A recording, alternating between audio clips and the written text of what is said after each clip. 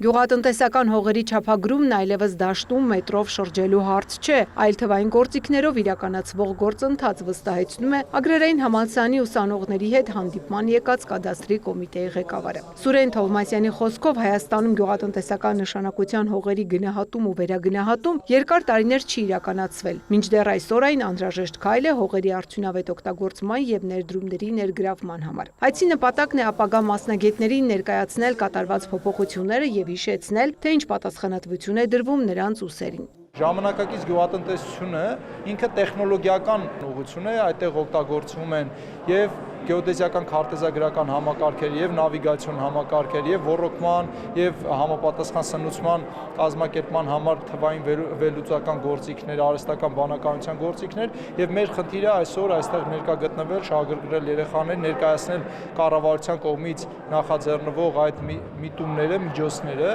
որպեսզի երեխաները եւ ուսանողները իրենք էլ հասկանան, որ պետք է իրենք շարունակաբար իրենց գիտելիքների վրա աշխատանք տանեն։ Վերջին տարիներին նման հանդիպումները Ագրարային համալսարանում ավանդույթ են դարձել։ Այստեղ համոզված են առանց գործատուների հստակ ձևակերպված պահանջների հնարավոր չէ պատրաստել մրցունակ կադրեր։ Զաքոյանի խոսքով հենց այսպիսի բաց քննարկումների արդյունքում են ձևավորվել նոր կրթական ծրագրեր, որոնք այսօր մեծ պահանջարկ ունեն։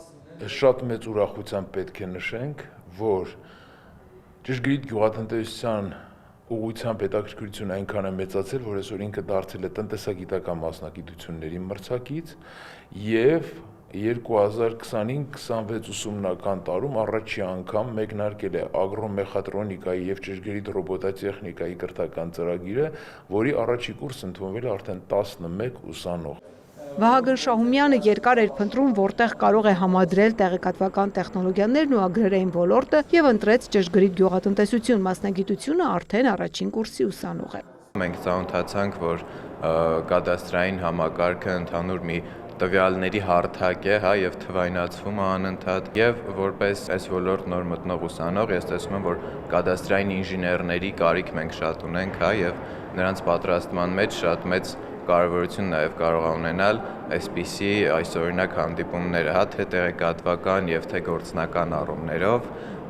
հետագայում իրականում սրա հետքը շատ մեծ կերև է։ Իդեպ նշված ուղղվածությունները ներառված են կառավարության սահմանված առաջնահերթ մասնագիտությունների ցանկում եւ այդ ծրագրով սովորող ուսանողները ստանում են ամսական 70,000, իսկ բարձր առաջադիմություն ունեցողները 77,000 դրամ պետական կրթաթոշակ։ Տվյալ կրթական ծրագրերով սովորողները արդեն ուսանող տարիներից նույնիսկ առաջին կուրսից ունեն պահանջվածություն, նրանց համար արդեն տարբեր գործատուներ եւ տարբեր համալսարանի գիտական ստորաբաժանումներ հերթ են կանգնած։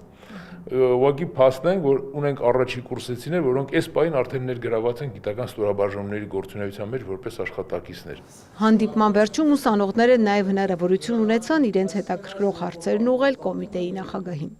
Ծաղկանուշ Միրզոյան, Ռաֆիկ Սողոմոնյան, լուրեր։